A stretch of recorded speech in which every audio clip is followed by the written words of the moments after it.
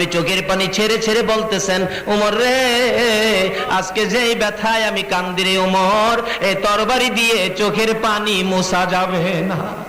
আবু বকর সামনে দাঁড়ায়া কান্দে, হুজুর আপনার চোখের পানি মোছার জন্য প্রয়োজন হলে আমি আবু বকরের জীবন দিয়ে দিব। আমার নবী বলেন, রে আবু বকর, জীবন দিয়ে আমার চোখের পানি মুছতে পারবি না।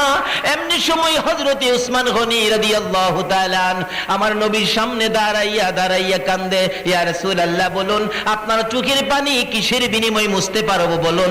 ইয়া রাসূলুল্লাহ বলুন, আমি আবু বকর নয়, আমি হইলাম উসমান গনি, কোটি কোটি টাকার মালিক। বলুন আপনার চোখের পানি কি দিয়ে মুছতে পারবো। আমার নবী আবু বকর নয়, উসমানকে ডেকে ডেকে পাশে আইনা বলতেছেন, উসমান রে, আমার আবু জরের বাচ্চা একটা ছেলে রে, গাছের গোড়ায় বান্দা, চোখের পানি দেখলে আমি নবী সইতে পারি না।